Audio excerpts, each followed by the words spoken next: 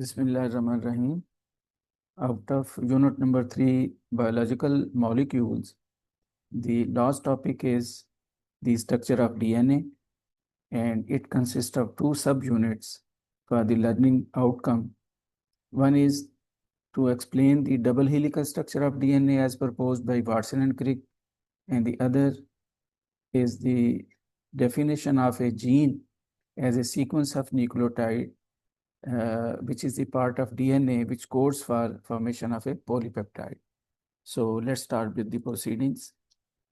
So double helical structure of DNA. This double helical structure of DNA famously proposed by James Watson and Crick in 1953, and they received Nobel Prize out of their findings.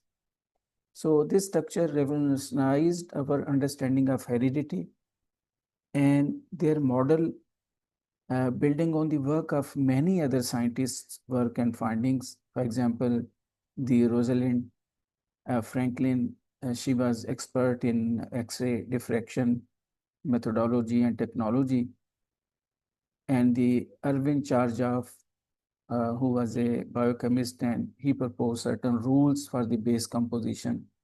So they use and utilized those information given by these famous scientists in order to propose their model, and that model is quite acceptable in scientific community. So if we talk about the detailed structure of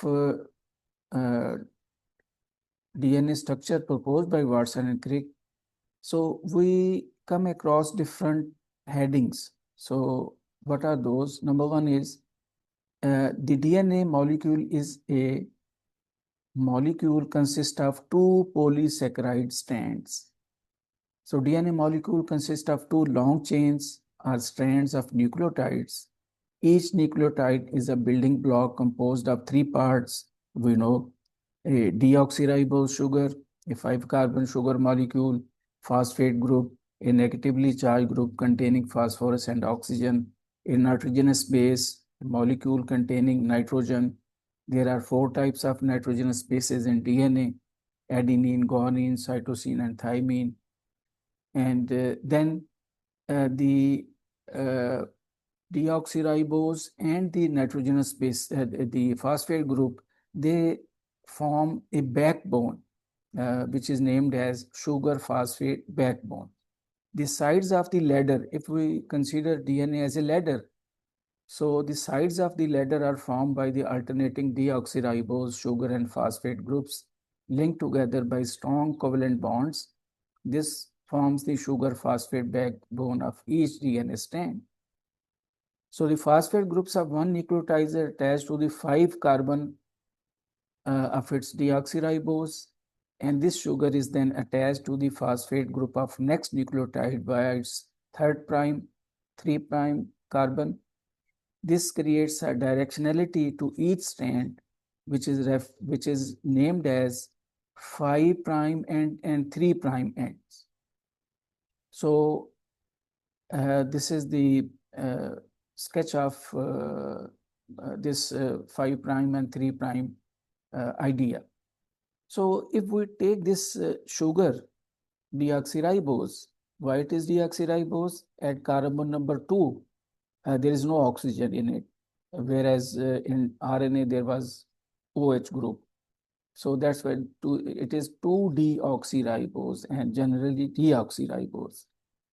So at its 5th carbon, there is attachment of phosphate group. And this nucleotide, why it is nucleotide? Because phosphate, sugar, phosphate, and in this case, thymine, a nitrogenous base, they form a nucleotide, deoxyribonucleotide. And there should be binding and attachment of one nucleotide with other nucleotide. So in this case, we can easily understand that next phosphate is having bonding with carbon number 3. So, and this same phosphate group is bonded with the carbon number 5 of other second nucleotide. So this is phosphodiester bond, because this is one phosphoester and this is second ester. So phosphodiester bond between two nucleotides. And why it is named as 5 to 3? Because 5 group is free and third group is free for the incoming nucleotide to attach with. So this is phosphodiester bond between two nucleotides. So nitrogenous bases, they form rungs of the ladder. So nitrogen bases extend inward to form the sugar phosphate bond, forming the rungs of the ladder. So there is complementary base pairing, which is this idea was proposed by Chargaff and widely accepted, and that's why it is named as Chargaff rules.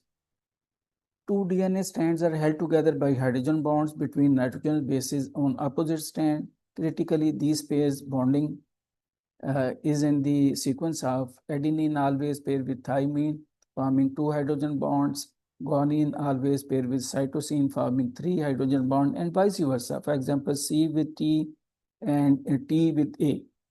So this specific pairing, known as complementary base pairings, are Watson and Crick base pairing, ensures the two strands are always an equal distance apart and gives the double helix in its uniform diameter. It is also explained by the Chargaff rules, which state that it is that in any DNA molecule, the amount of A equals the amount of T and amount of G equals with the amount of C.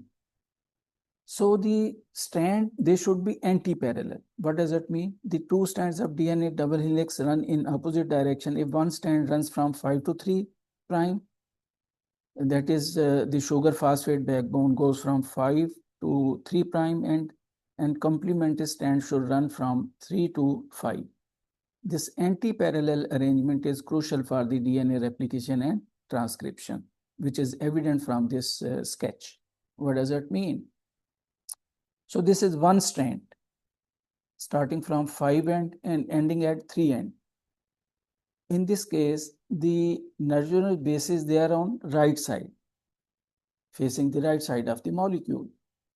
And the other strand should be anti-parallel. So its 5 prime should be at lower end and third at the upper end, facing the others 5 end. So that the nitrogenous bases, they should face each other. Otherwise, if one strand is like this one and other one is also of this arrangement, so there will be no attachment combination of the nitrogenous bases. So this anti-parallel arrangement providing the nitrogen bases to a chance that they can form hydrogen bond. If you can see clearly that 2 bonds, hydrogen bond, 3, 3, 2. So this gives us idea about the anti-parallel nature of the 2 DNA strands. Then they propose that DNA molecule is not a straight molecule. It is a helical, it is having helical twists. The entire ladder-like structure is twisted into a right helical helix, handed helix. This spiral shape is a result of the most energetically favorable arrangement of the base pairings and sugar phosphate backbones. So each complete turn of helix consists of approximately 10 base pairs. So I will explain it later on. There are major and minor grooves in the DNA molecules because it is having helical structure, twisted helical structure. The helical twisting creates 2 grooves along the surface of the DNA molecule. Major grooves, a wider and deeper groove. The other is minor groove, narrower and shallower groove. These grooves provide binding site for proteins that interact with DNA, such as those involved in gene regulation. So here, this one is the minor groove. This one is the major groove. Then this one is the minor, major, minor, major. So these are the groups responsible for the helical formation of DNA molecule. So here in nucleotide, the P is phosphate group and S is sugar. So these are the nitrogenous bases.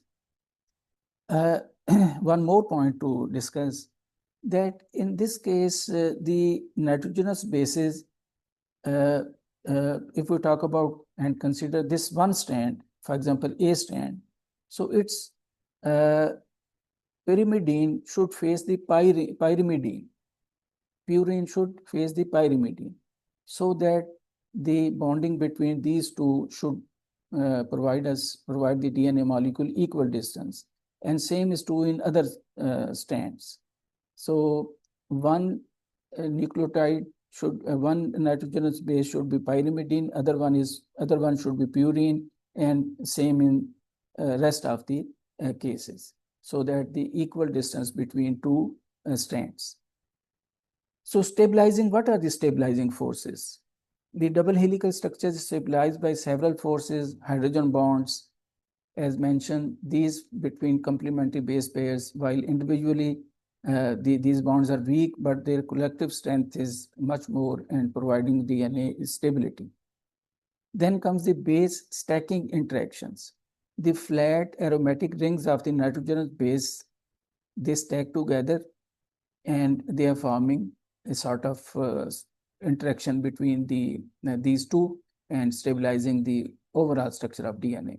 Then comes the hydrophobic effects. The hydrophobic nature of the nitrogenous bases leads them to cluster in the interior of the molecule away from the aqueous environment, so further contributing the stability of the molecule. So what is the significance of this double helical structure? The elegant double helical structure proposed by Watson and Crick immediately suggested how DNA could perform its function as the genetic material, because genetic material should be able to replicate itself and provide information, should store the information. So replication, the complementary nature of strands allows each strand to serve as a template for the synthesis of new identical strand during DNA replication. And what will be the information storage? The sequence of nitrogen bases along the strand provides the digital code that carries the genetic instruction for building proteins and ultimately an entire organism.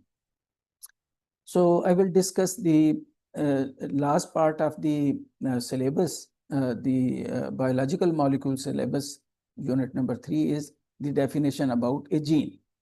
A gene is indeed a sequence of nucleotides that forms part of DNA molecule, and this sequence codes for the formation of a specific polypeptide chain. Here the sketch: DNA, then the part of DNA is gene. GNA may give rise, this gene may give rise messenger RNA, and messenger RNA into protein, and this will function. This protein will perform its function whatsoever the function assigned to that particular gene.